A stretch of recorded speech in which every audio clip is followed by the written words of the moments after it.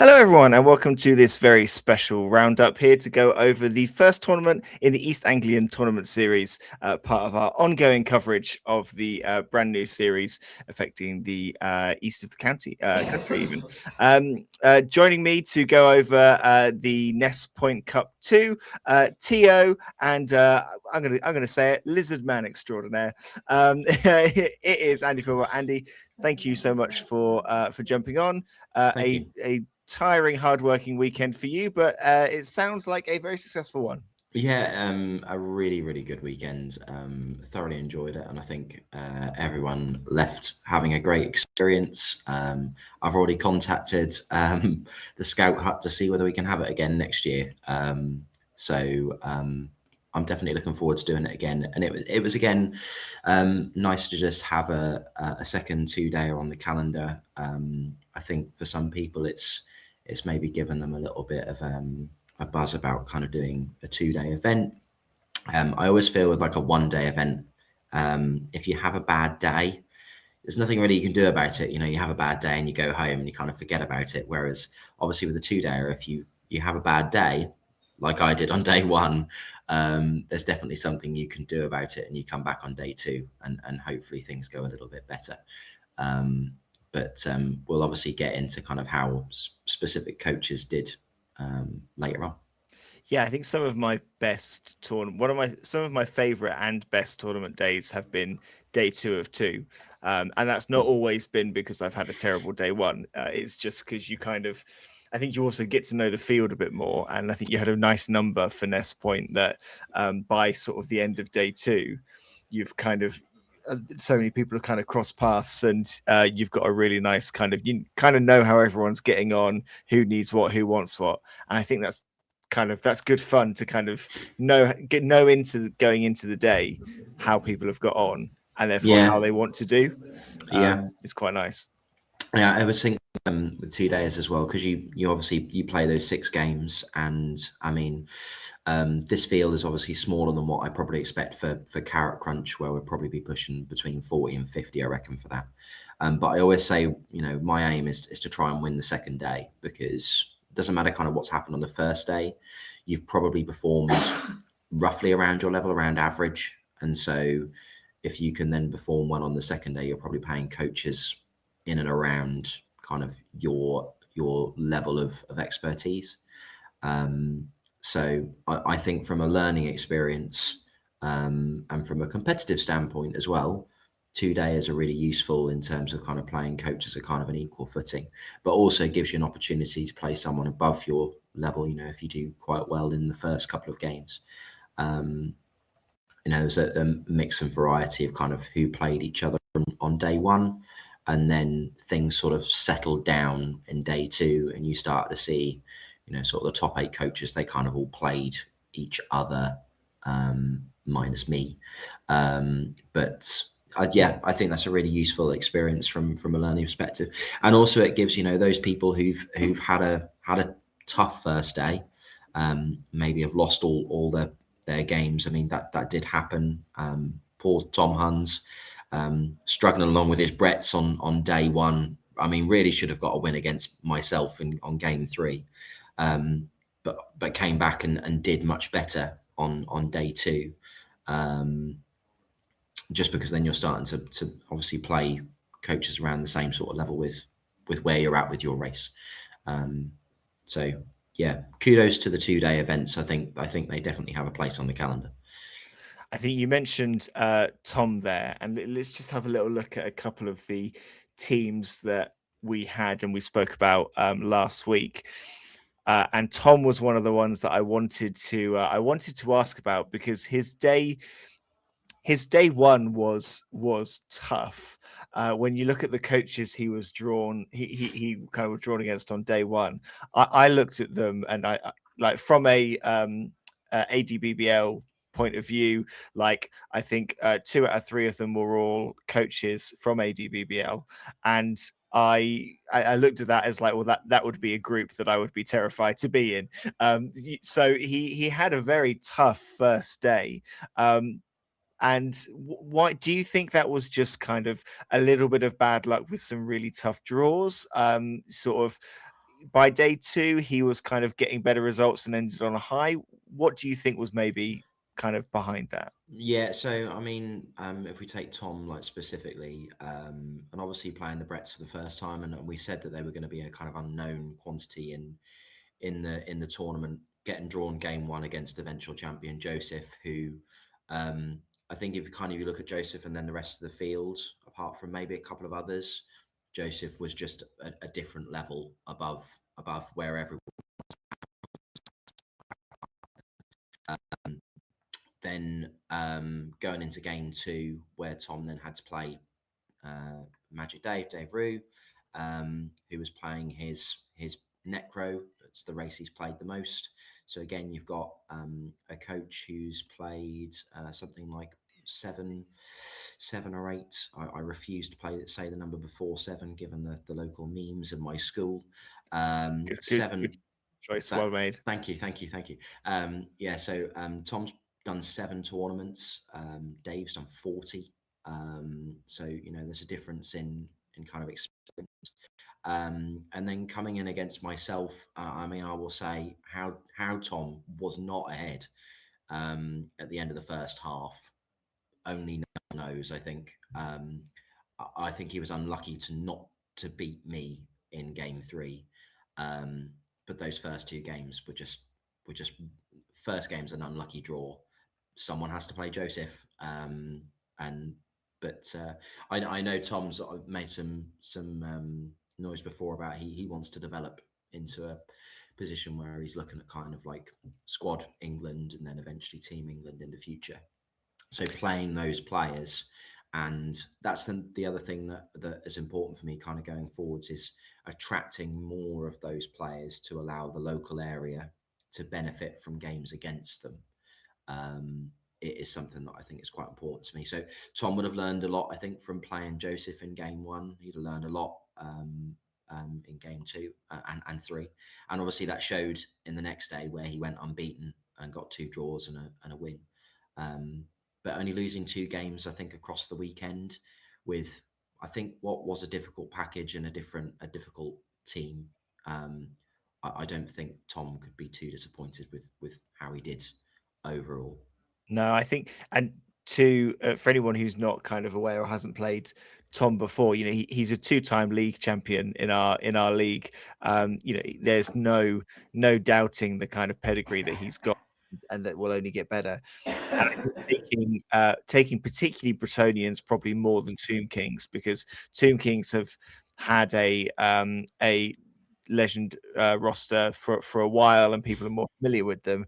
Bretonians have been kind of out of a tournament loop, and this is a very new look for them. So kind of it's a brave call for an early tournament for a 2-dayer where there's very kind of little data to look at as to what other people Yeah, have used. So it's a very strong call to make. absolutely. And we'll come on to this a little bit later when we look at the rules pack. But I think if we look at where people feel things are with this rule set, and what teams eventually were taken, Brett's was a very brave choice based on kind of what eventually went, and the matchups that Tom had to kind of deal with. Let's have a look. We've spoken about his unfortunate first draw against eventual champion Joseph. Let's have a look at how Joseph got. The key takeaway here is we weren't sure whether break, tackle, or guard on the rot spawn was the right choice. We now know that guard was probably the right choice over the break tackle. He's team captain for Wales for a reason, and he's had a very strong day, very strong weekend. Yeah, absolutely. 70% win rate across tournaments in 18 months. I mean, it's not been sort of a years long progression. Joseph's come in at a fairly high standard, starting the game, and then has played a lot at a high level, and playing and learning from some of the best players. Joseph's obviously been able to benefit with the links he's made, I think, through Team Wales. I think Team Wales, from what I know, is maybe done their development stuff a little bit sooner than kind of Team England have done. And so some of their players are maybe moved on a little bit quicker than maybe some of the Team England's kind of below the kind of normal Squad England group have been able to do. But it's great to see, Team England now doing um, the Team England development program. But yeah, it's just a very solid roster. Without going back and looking at all of the games that Joseph played, he conceded 3 touchdowns across 6 games. Nurgle are just stifling if they've got the right skills on, a few guard, a few block. And again, looking at the field, if you feel that it's going to be quite bashy, and I suspect, Joseph's got the quality to look at a rule set. I think unlike maybe a lot of us less experienced individuals, look at a rule set and go, I think these are probably the good rosters. And so I'd expect those ones to go. Which one should I be taking to kind of mitigate against those? From what we saw, it was a very bash-friendly rule set. So Joseph has built a roster to deal with bash and has taken a race to deal with bash, and it's done it very well. And that's, I think, what's led him, as well as his innate quality, to the win. He's had he's played some very strong coaches to get there, and I want to have a look at one of the coaches he played as well. It's difficult to tell which order to go in because there's a few I want to look at.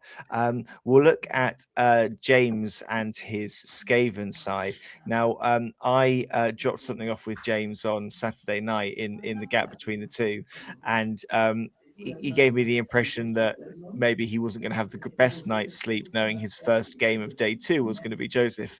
But he also said to me that after a very strong first game, where he got a 5-0 victory, he was very much looking for that most touchdowns trophy, and it's what he came home with. So mission accomplished for most touchdowns for James. Yeah, definitely. Skaven are so strong at being able to score, and I was speaking to James, I think, at the end of day 1 as well. And he said, you just can't play prolonged offenses with them. That was also the wisdom from Gav G. Coleman. Skaven want to play defense so they can take the ball off you and score as many times before the Skaven get removed. Sorry, I'm suffering with a bit of cold now, which hopefully I haven't shared to everybody at Ness Point. But yeah, you've 13 touchdowns across the weekend, which was more than any other. So scoring at least 2 a game. Obviously helped by that 5-0 in the first game.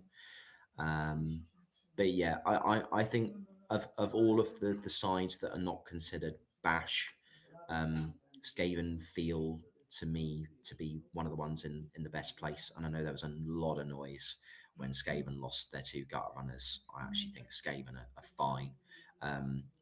They just now play a little bit of a different style to what people are used to, and I think that's going to be the thing with this year as well. Not just for the nation, but I think for us as a region and our East Anglian coaches, we're going to have to learn this meta, and then we're going to have to kind of then learn how to play the races as well within that. Because what we think we know has obviously now been changed with, some new rules, some new skills, the roster's changing, what will inevitably be some new teams. We obviously look forward to the High Elves dropping later on in the year. And the meta's always moving forwards. And you've got 32 teams to choose from, soon to be, 32 with a refresh one. So there's a lot of choice, and it's very complicated, and there's a lot of moving parts.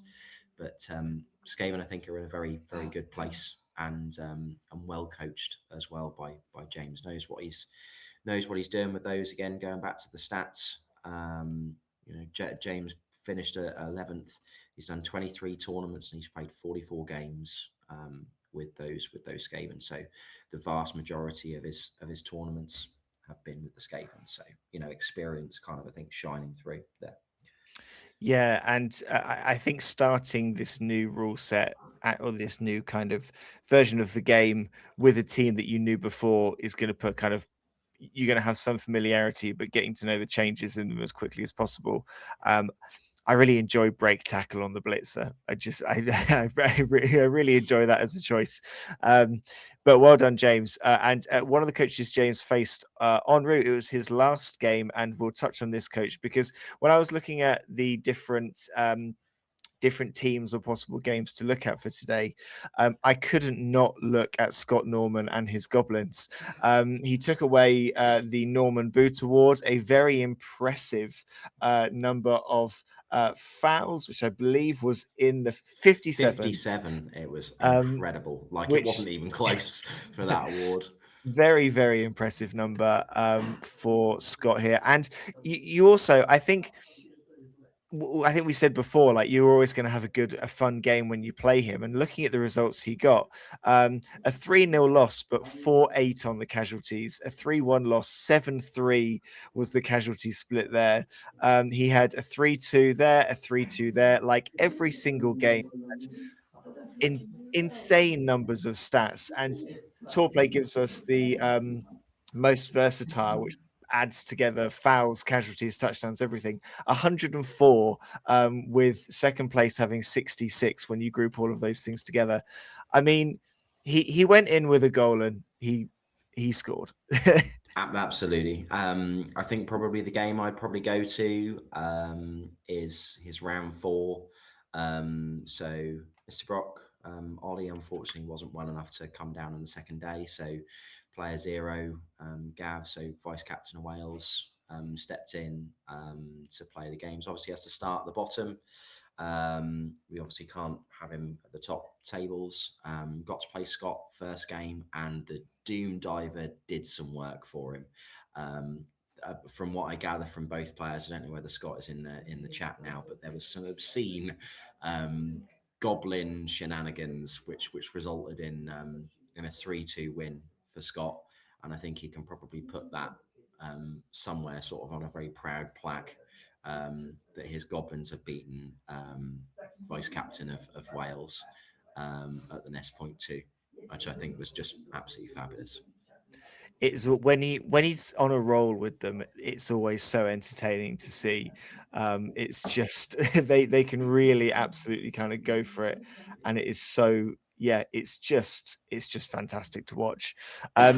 Another coach he faced en route was the North side that we had in the draw, the North side that took away the most casualties, 5-4 on casualties. Scott put up a fight in casualties as well. He was kind of there on a lot of the leaderboards. How do you kind of think the Norse got on generally? He's taken away casualty title here, but sort of standings wise, 5 losses in a row, getting a lot of blood en route. So yeah, what went wrong for the Norse, I guess, from the kind of results point of view? Yeah, I think, to be honest, if you look at the rules pack, I kind of almost feel Norse were a bit of a trap. So they got a lot of skills basically to deal with the lack of cash that they need. And I think if you look at, I think the round 6 game between myself, my Lizards, and Elysian, the number of casualties that I got, it was 7-2 on casualties. The Lizards just rolled hot and tore through the Norse, to the point where I really felt sorry for Elysian, who was playing the second half, I think, with something like 5 players, and was down to 2 at one point. And it was basically whether a case of, for entertainment value, could the Lizards try and remove everybody instead of scoring, or did they want to go for the score? Norse, I think, just showing again, I think in this that, well, they have some really good players for tournaments. The Valkyries are super important, with their strip ball, catch, dauntless. You can get them to do a lot of things. The kind of the Swiss Army knife, I would say, of that team.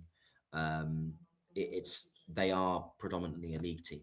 I think they need stacking. They need multiple pieces to do certain things really well to make up for the fact that they're armor 8+. I think this is where you kind of go into the the comparison between Amazons and Norse.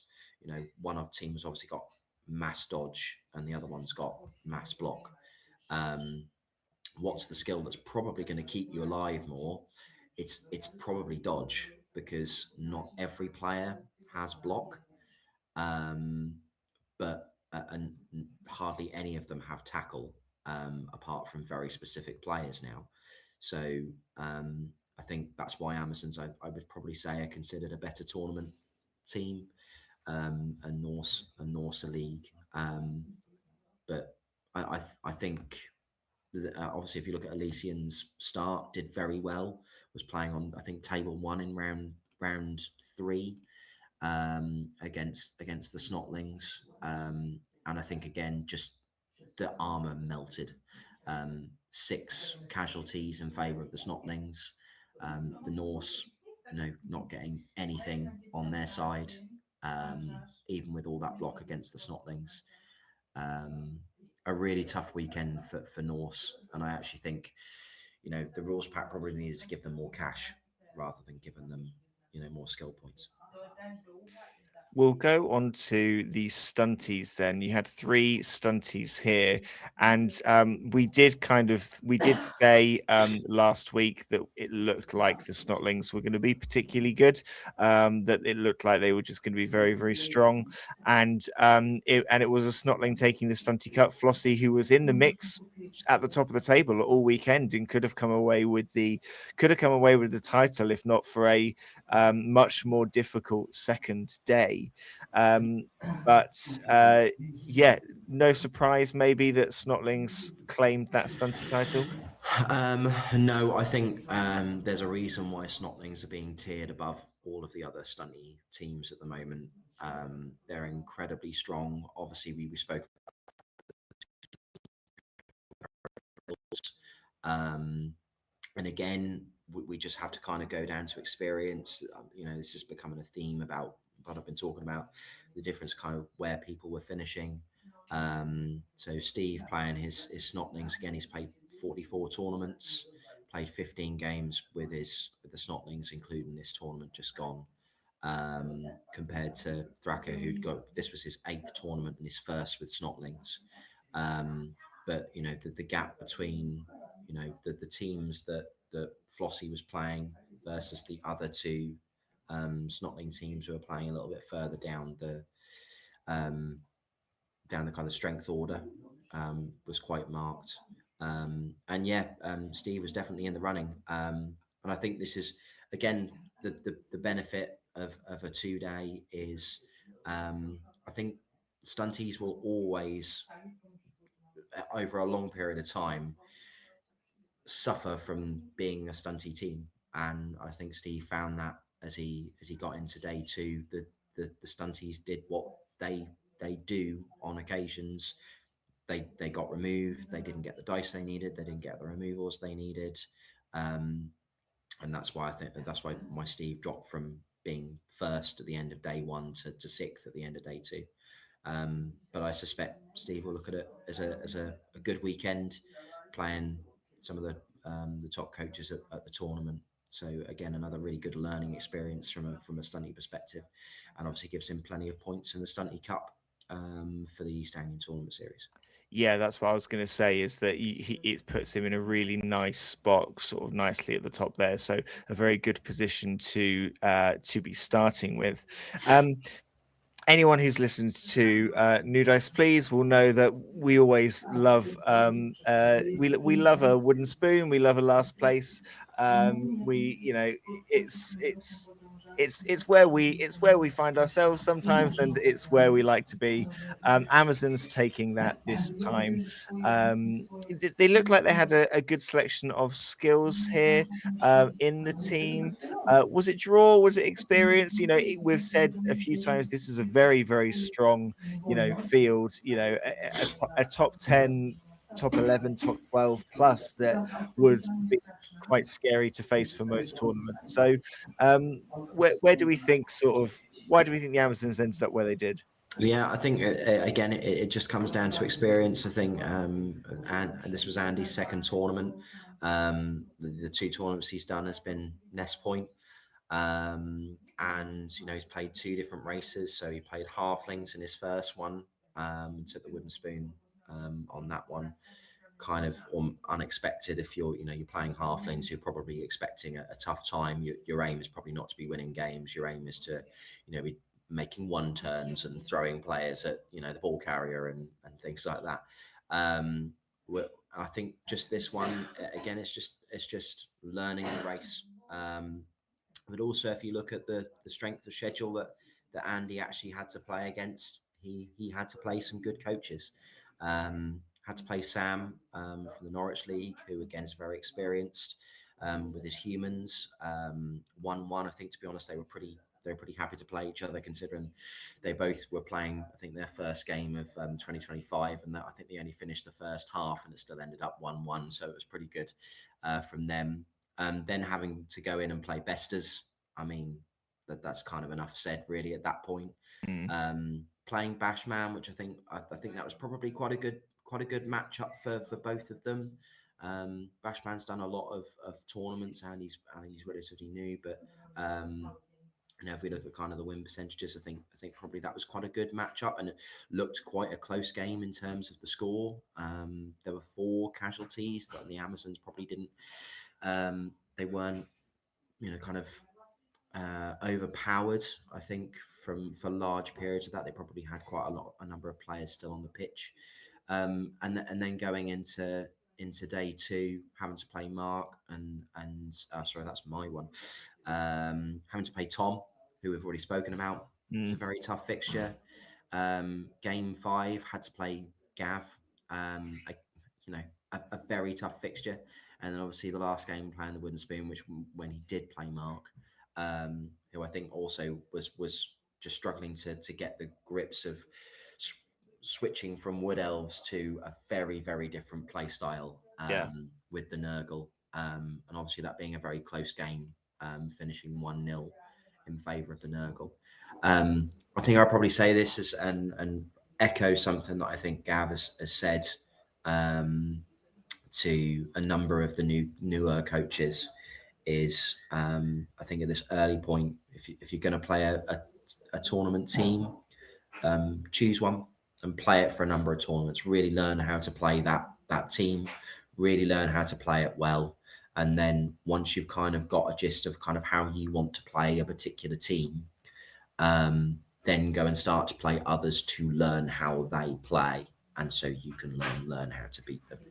I think that would probably be the biggest and most important bit of advice that those coaches who are newer, I think, could have probably received. Choose something, stick with it, and learn how they play.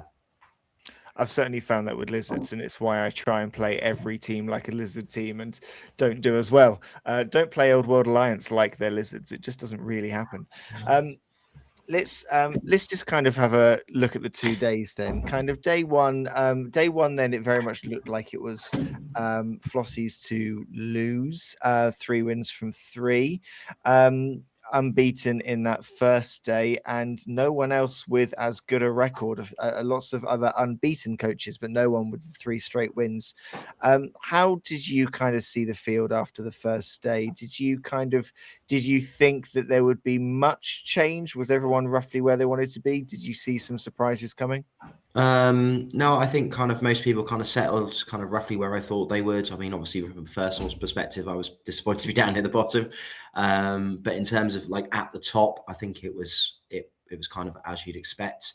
I think if there was a coach who maybe would be disappointed with kind of how day 2 went based on kind of who they played and how it had gone, actually, I might say might have been Mr. John Reeder, after playing Besters and Joseph on day 1 and getting a draw against Joseph, beating Unsullied, and then also beating Besters. He was in a very, very strong position going into day 2, having played what most would consider to probably be the 2 strongest coaches in the field, to go in and potentially go and win the tournament, based on the fact that the talk was because Joseph and Besters hadn't played each other at that point.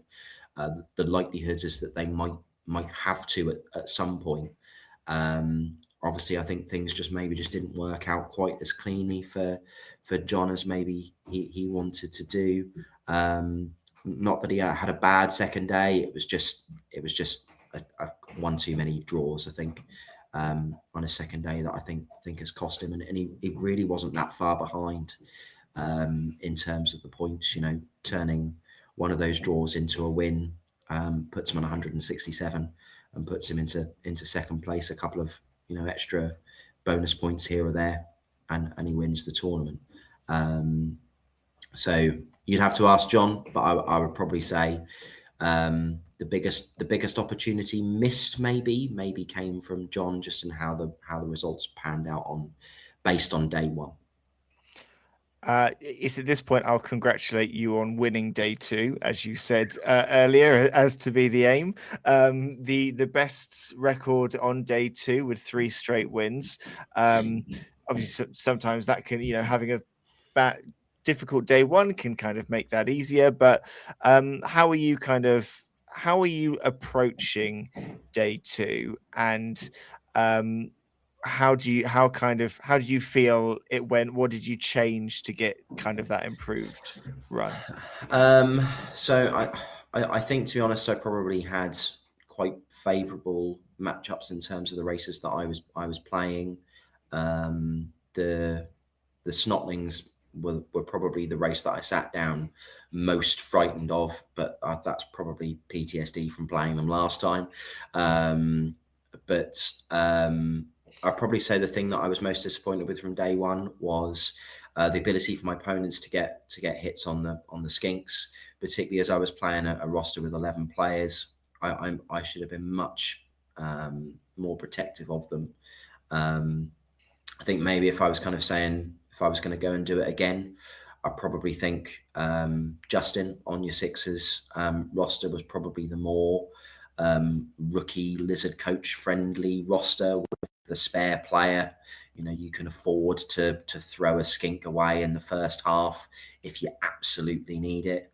But I actually think that it was every game's a learning experience, and I think you go back to the tone for day one for me was set in the first half, where I had a lovely opportunity that I managed to get onto the ball, managed to knock down the ball carrier against Unsullied's Tomb Kings, but had to use 2 skinks to chain push my Saurus onto a position to sack the ball carrier. It left one skink obviously blitzable, because the ball didn't go into a position where he needed to worry about, kind of blitzing someone away. So there was a skink blitzable, and there was a skink hittable from a tackle piece. And lo and behold, both those skinks were injured on those blocks. So, I think that was probably the lesson learned on that one. You'd like to say so. It didn't really happen in the next game. I still lost skinks. But I'd probably say I started to do a much better job of getting the Saurus to help each other on day 2, particularly against the Nurgle. I was kind of pairing them, making sure that they had support. I wasn't leaving Saurus on their own, which is what I'd done in game 1 against the Tomb Kings. And obviously, I'm the lower strength side in that matchup. If I've got a Saurus versus a Tomb Guardian, I'm always coming off second best on that matchup. So definitely a learning experience. Do I go back to Lizards?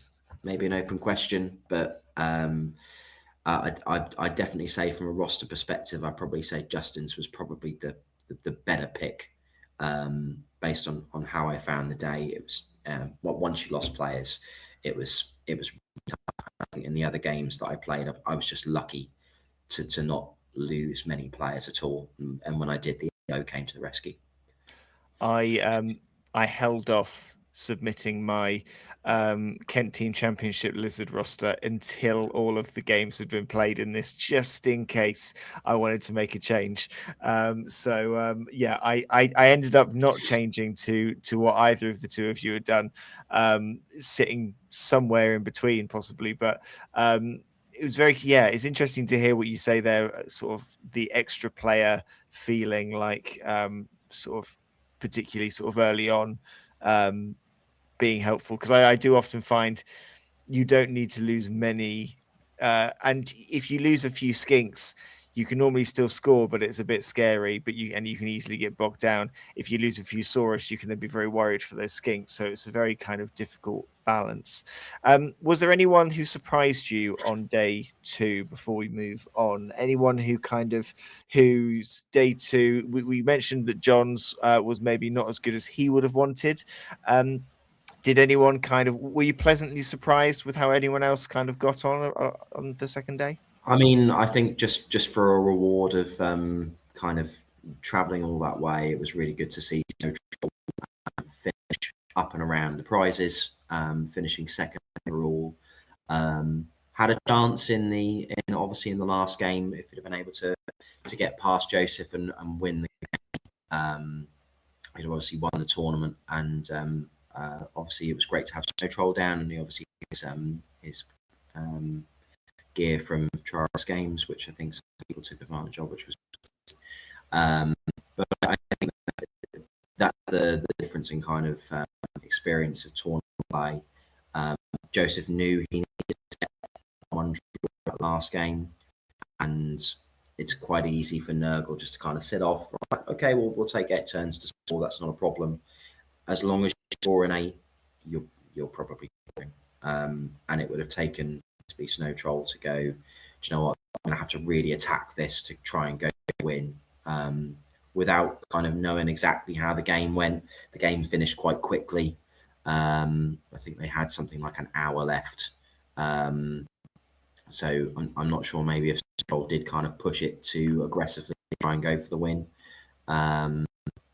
But yeah, I was really pleased for him as a bit of reward for all his traveling, considering the rest of us are reasonably local.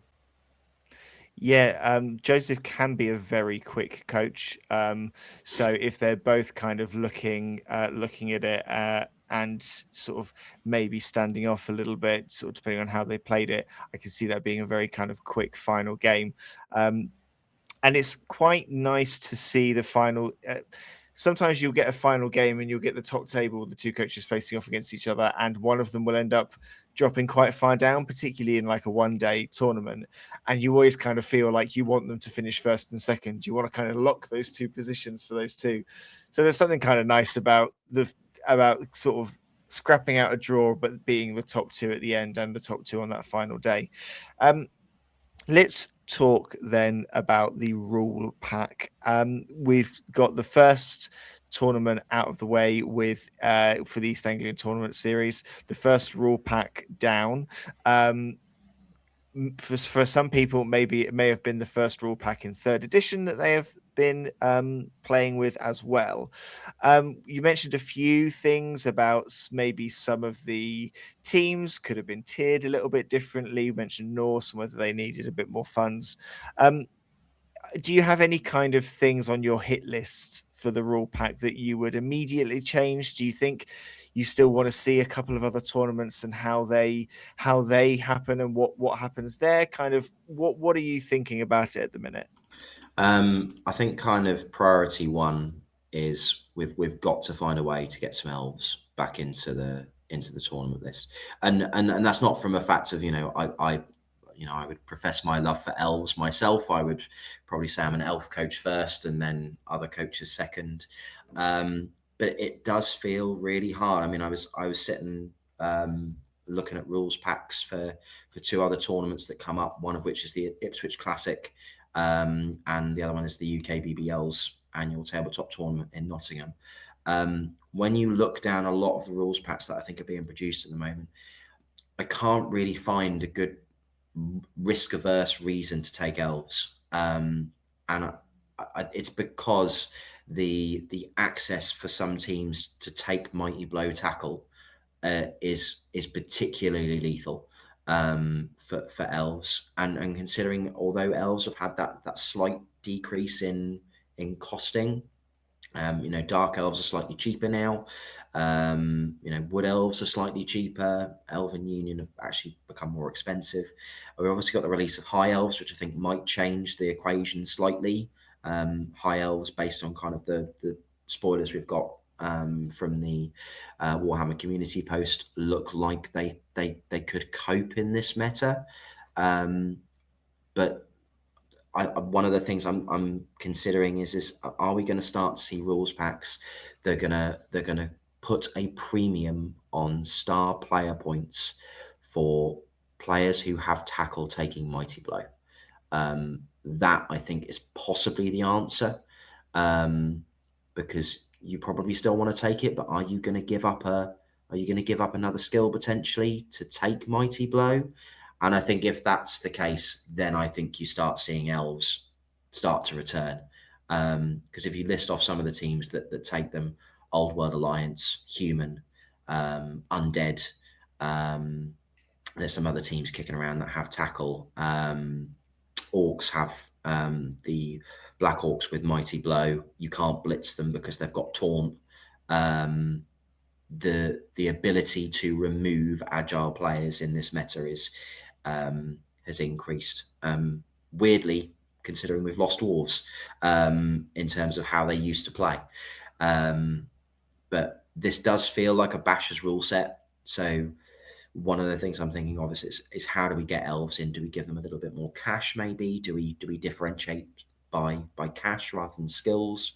Do we do a base skill and make it, well, you've got options to take either cash or skills? I'm not really sure what the answer is.